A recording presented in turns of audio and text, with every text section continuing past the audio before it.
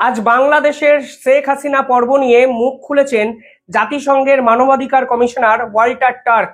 কে এই ব্যক্তি? ঠিক দুদিন আগে আমি একটি ভিডিও বানিয়ে বলেছিলাম আসলে এই জাতিসংঘ এখন উপমহাদেশের একাধিক দেশের বিরুদ্ধে চক্রান্ত এবং ষড়যন্ত্র করছে, এবং নিশ্চিতভাবে লিখে নিন এর পিছনে বিদেশি কোনো শক্তি কিন্তু কলকাঠি নাড়ছে। অর্থাৎ দক্ষিণ পূর্ব এশিয়ায় ভারত যেভাবে প্রভাব বিস্তার করছে তা কোনোভাবেই ব্রিটিশরা এবং ব্রিটিশকে কেন্দ্র করে ইউরোপীয় ইউনিয়ন সংলগ্ন একাধিক পাশ্চাত্য শক্তি মেনে নিতে পারছে না। আর আজকে ওয়াল্টার টক যে কথাগুলো বলেছেন এর পরে হয়তো কোনো রকমই দ্বিমত থাকে না যে শেখ হাসিনাকে বাংলাদেশ থেকে তাড়িয়ে দেওয়ার উদ্দেশ্য সেনাপ্রধানের চক্রান্ত এবং মোহাম্মদ ইউনূসের কারসাজিতেই হয়েছিল। আজকে জাতিসংঘের এই টাকলা ব্যক্তি, মাফ করবেন আমি টাকলা শব্দটা বলছি, কিন্তু বিশ্বাস করুন যারা দিনের পর দিন আন্তর্জাতিক মঞ্চে সর্বপ্রধান হয়ে ভারত বিরোধী চক্রান্ত এবং ষড়যন্ত্র করে তাদেরকে সম্মান দেওয়ার কোনো সদিচ্ছা অন্তত এই মুহূর্তে আমার নেই। আমি ধরেও নিলাম ভারত এবং পাকিস্তানের মধ্যে যে সংঘর্ষ তা একটা এক্সটার্নাল অ্যাফেয়ার্স, কিন্তু ভারতবর্ষের কাশ্মীরকে নিয়ে মন্তব্য করার অধিকার এই জাতিসংঘকে কে দিয়েছে? দিনের পর দিন জাতিসংঘের প্রত্যেকটি কমিশনে গিয়ে পাকিস্তান মানে মানে সুকৌশলে এই কাশ্মীর প্রসঙ্গকে নিয়ে অবসেশনে ভোগে। এমনকি জাতিসংঘের কিছুদিন আগে যেখানে মেইন একটা ইভেন্ট জাতিসংঘে, সেখানে গিয়েও তারা কাশ্মীর প্রসঙ্গ নিয়ে এসছে 13 বার, ভারতের প্রসঙ্গ নিয়ে এসছে 12 বার। এমনকি তারা এও দাবি করেছে কাশ্মীরে নাকি ভারতবর্ষ 10 লক্ষ সেনাবাহিনী মজুত করেছে। অর্থাৎ মিথ্যে তথ্যকে বলি করে সারা পৃথিবীতে ভারতের বদনাম করার চেষ্টা কিন্তু দিনের পর দিন এই পাকিস্তান সরকার করে গেছে, যার প্রত্যক্ষ এবং পরোক্ষ মদতদাতা এই জাতিসংঘের এই টাকলাটি। তিনি হঠাৎ করে কিছুদিন আগে মুখ খুলে কি বলেছিলেন আপনাদের নিশ্চয়ই মনে আছে। যদি না মনে থাকে আমার এই ভিডিওটি দেখে নেবেন। সেখানে আমি বলেছিলাম আসলে জাতিসংঘ কিন্তু এবার ভারতের বিপক্ষে কথা বলার চেষ্টা করছে, শুধু বিপক্ষে নয় ভারত বিরোধী চক্রান্ত করছে। যার জন্যই ভারত কিন্তু বলেছিল আপনারাও আয়নায় মুখটা দেখুন। যেখানে ওয়েস্টার্ন পলিটিক্সে একের পর এক গণতন্ত্র বিঘ্নিত হচ্ছে, যেখানে ভারতবর্ষের বিদেশ মন্ত্রী জয়শঙ্কর লন্ডনের মতো প্রগতিশীল জায়গায় গিয়ে আঘাত পাচ্ছেন, হত্যার ছক তার বিরুদ্ধে করা হয়েছিল সেটা বুঝেও লন্ডন পুলিশ তাকে রোধ করতে পারেনি, সেখানে জাতিসংঘ মুখ খুলে বাংলাদেশের সেনাবাহিনী আর হাসিনাকে নিয়ে মন্তব্য করছেন। এই রকম দ্বিচারিতা আসলে এই পৃথিবীর অবনমনের অন্যতম কারণ। এই জাতিসংঘ ইউক্রেন বা রাশিয়াকে ডিকটেট করার ক্ষমতা দেখায়নি কখনো। এই জাতিসংঘ ইসরায়েল কিংবা এই পার্টিকুলারলি হামাসের এই যুদ্ধ বন্ধ করতে পারেনি। দিনের পর দিন মিডিল ইস্টের একাধিক দেশে যুদ্ধ পরিস্থিতি বা যুদ্ধের মতো অবস্থা হয়ে আছে দিনের পর দিন, তা কিন্তু জাতিসংঘ আজ অব্দি নিরাময় করতে পারেনি। কিন্তু কি পেরেছে? তারা বাংলাদেশ সেনাবাহিনীকে নাকি নির্দেশ দিয়েছিল যে শেখ হাসিনার নির্দেশ অমান্য করুন, ছাত্রদের উপরে গুলি চালাবেন না, ছাত্রদের বিরুদ্ধে আপনারা কোনো রকম অ্যাকশন নেবেন না। অর্থাৎ সব মিলিয়ে আজকের এই সাক্ষাৎকারে বুঝিয়ে দেওয়া হলো বাংলাদেশের এই ইন্টারনাল পলিটিক্স কোথাও না কোথাও বিদেশ থেকে বসে কন্ট্রোলড হয়েছিল।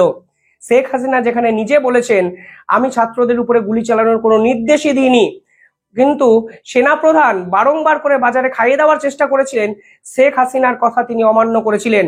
আজকে জাতিসংঘের এই কমিশনার বলছে আমি সেনাপ্রধানকে বলেছিলাম আপনারা শেখ হাসিনার কথা শুনবেন না, আপনার ছাত্রদের উপর গুলি চালাবেন না।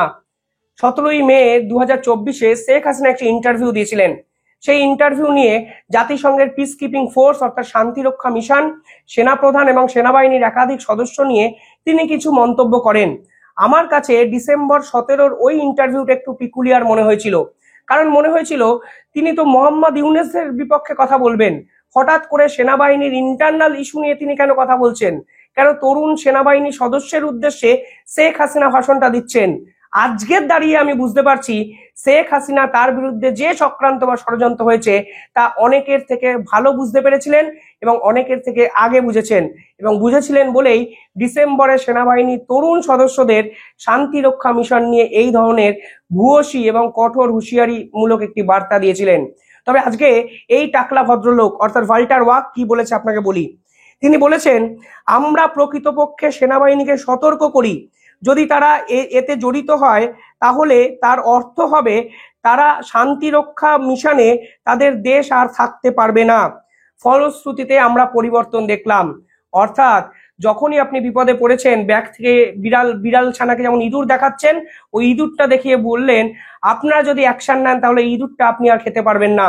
এই শান্তি রক্ষা মিশনকে সামনে রেখে দিনের পর দিন বাংলাদেশ সেনাপ্রধানকে এবং সেনাবাহিনী সদস্যকে চালনা করে গেছে জাতিসংঘ এবং বিদেশি শক্তি।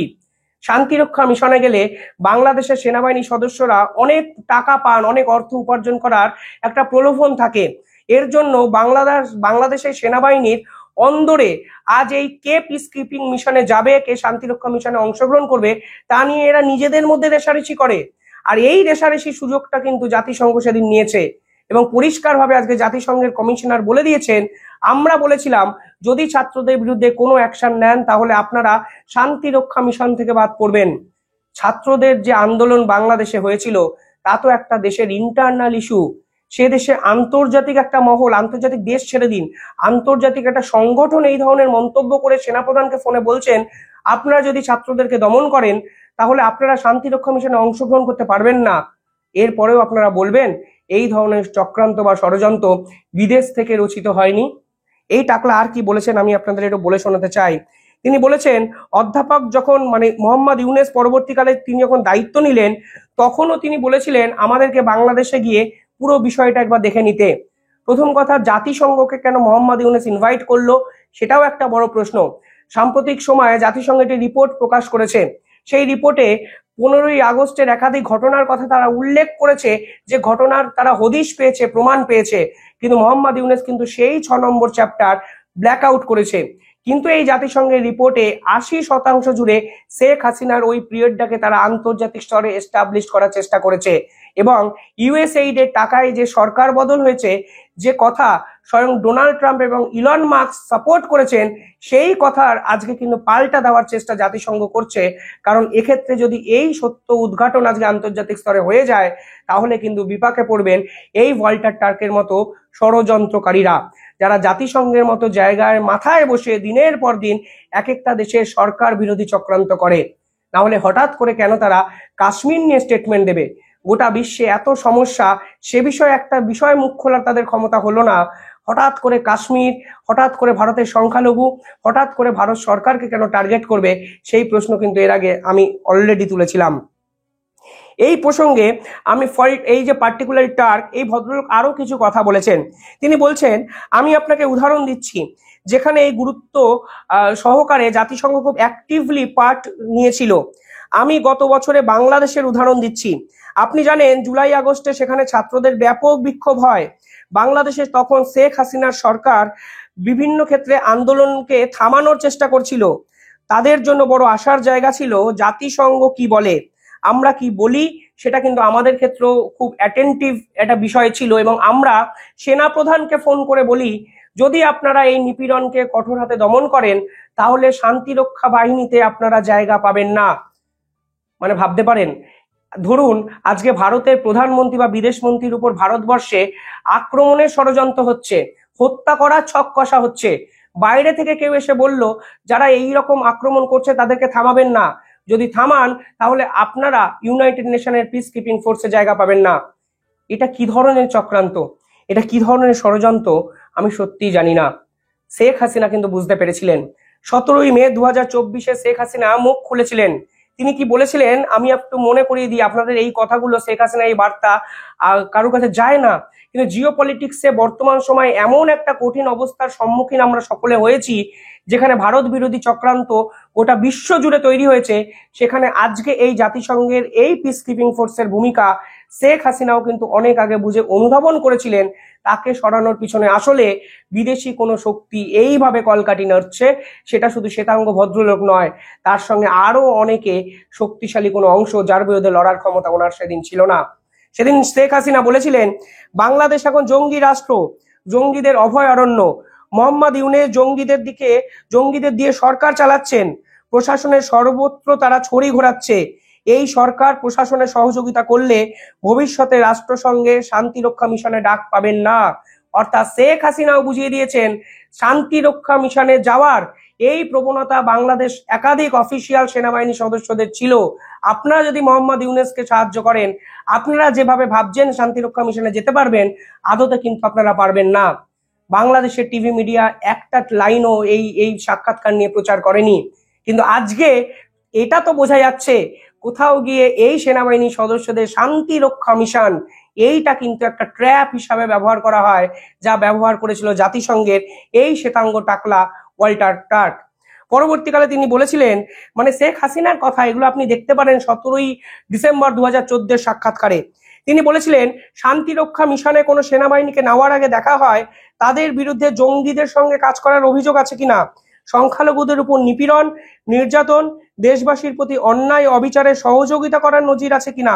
হাসিনা বলেন, আমি বিশেষভাবে তরুণ সেনাদের বলবো, এই সরকারের কোনো রকম সহযোগিতা আপনারা করবেন না। পরবর্তীকালে তিনি এটাও বলেছিলেন, মানুষের উপর জুলুমের সায় দিয়ে দেশের বদনাম করবেন না। বিশেষ করে তরুণ অফিসার যারা আগামী দিনে শান্তি মিশনে যেতে চান, তাদের ভবিষ্যৎ নিয়ে ভাবা দরকার। শান্তিরক্ষা মিশনে বাংলাদেশের একটা সুনাম আছে, দেখবেন সেটা যেন ধূলিসাৎ না হয়ে যায়। আমি সেদিন ভেবেছিলাম শেখ হাসিনা হঠাৎ করে শান্তিরক্ষা মিশনের প্রসঙ্গ কেন টেনে আনছেন। পরবর্তীকালে তথ্য দেখলাম, শান্তিরক্ষা মিশনে বাংলাদেশ সেনাবাহিনী সব থেকে বেশি গুরুত্বপূর্ণ পার্ট অংশগ্রহণ করে, কারণ বিপুল পরিমাণে অর্থ কিন্তু ইউনাইটেড নেশনের পক্ষ থেকে তারা এই পিস কিপিং ফোর্সে যোগদান করার জন্য পায়। অর্থাৎ তরুণ সেনাদেরও স্বপ্ন থাকে শান্তিরক্ষা মিশনে যাওয়ার, আর এই শান্তিরক্ষা মিশনে যাব এই টেন্ডেন্সিটাকেই কিন্তু কাজে লাগিয়ে বেরিয়ে গেছে জাতিসংঘের এই রকম ষড়যন্ত্রকারী ওয়াল্টার টার্করা। সরাসরি বলেছেন, আপনারা যদি হাসিনার নির্দেশ মানেন, অর্থাৎ এই ছাত্র আন্দোলনকে পিছিয়ে দেওয়ার চেষ্টা করেন, তাহলে আমরা আপনাদের নেবই না। সেনাপ্রধান সবকিছু জেনে শুনে শুধুমাত্র আজকে ব্রিটিশ এই এই ওয়াল্টার টার্কদের মতো ষড়যন্ত্রকারীদের প্রশ্রয় দিয়ে দিলেন। আর আজকে দেশের অবস্থা দেখুন, জঙ্গি, জেল থেকে একের পর এক মানুষকে ছেড়ে দেওয়া, আইন শৃঙ্খলা নেই, বস্ত্রশিল্পীদের অবস্থা শোচনীয়, সংখ্যালঘুদের উপর শোচনীয়, চাকমা সম্প্রদায়ের মানুষের অবস্থা অত্যন্ত করুণ। এরপর শান্তিরক্ষা মিশনে এই সেনাবাহিনীদের নেবে তো? আর একটা প্রশ্ন আমার জাতিসংঘকে থেকে গেল, যখন আপনারা শান্তিরক্ষা মিশনের টোপটা দিলেন, তাহলে বাংলাদেশের শেখ হাসিনা পরবর্তী সময় যখন একের পর এক সেনাবাহিনী সদস্য, পুলিশের সদস্যকে জামা প্যান্ট খুলে উল্টো করে ঝুলিয়ে দেওয়া হলো, দিনের পর দিন তারা মৃত্যুবরণ করলেন, তাদের পরিবার কার্যত অভিভাবকহীন হলেন, তাদের বিরুদ্ধে কেন জাতিসংঘ সে সময় কোনো গুরুত্বপূর্ণ অ্যাকশন নিলেন না? কিংবা যে সকল সেনাবাহিনী সদস্যরা প্রকাশ্যে ভিডিও করে বঙ্গবন্ধুর মূর্তিতে দড়ি বেঁধে নিচে নামিয়ে মাটিতে গুড়িয়ে দিলেন, তাদের বিরুদ্ধে কেন শান্তিরক্ষা মিশন কিংবা জাতিসংঘ কুলুপ থাকলো? অর্থাৎ সবকিছু জেনে শুনে চুপ করে গেলেন শুধুমাত্র শেখ হাসিনাকে সরানোর জন্য। আর আজকে আপনি বলে ফেললেন, আপনি নাকি সেনাপ্রধানকে নির্দেশ দিয়ে বলেছিলেন কোনো রকম নিপীড়ন যেন ছাত্রদের উপর না করা হয়। আসলে শেখ হাসিনা বিরোধী চক্রান্ত এবং ষড়যন্ত্র কতটা গভীরে গেলে এই ধরনের মন্তব্য শেখ হাসিনার বিপক্ষে জাতিসংঘের কমিশনার করতে পারে, তা হয়তো আজকেও আপনারা বুঝতে পারছেন। শুধু শেখ হাসিনা নয়, এই টাকলা ঠিক দুদিন আগে বাংলাদেশ পর্ব দূরে সরিয়ে রেখে পাকিস্তানকে নিয়ে ভারতবর্ষকে আক্রমণ করে বলেছিলেন, কাশ্মীর নিয়ে ভারত নাকি অসহিষ্ণুতা দেখাচ্ছে, অসহযোগিতা করছে। আর আজকে বাংলাদেশে শেখ হাসিনা পর্ব, মানে উপমহাদেশের ভারত বাংলাদেশের বিরুদ্ধে এই প্রকাশ্য চক্রান্ত কিন্তু জাতিসংঘের মঞ্চ থেকে হচ্ছে। এরপরেও বলবেন ভারতের এই জাতিসংঘে থেকে যাওয়া উচিত, নাকি ডোনাল্ড ট্রাম্প বা ইলন মাস্ক যেরকম করছেন ইউনাইটেড নেশন থেকে বেরিয়ে যাওয়ার তোড়জোড় করছেন, সেটাই করা উচিত? এই প্রশ্ন আমি আপনাদের উদ্দেশ্যে রাখলাম। ভালো থাকবেন, কমেন্টে জানাবেন আপনারা কি ভাবছেন। ধন্যবাদ।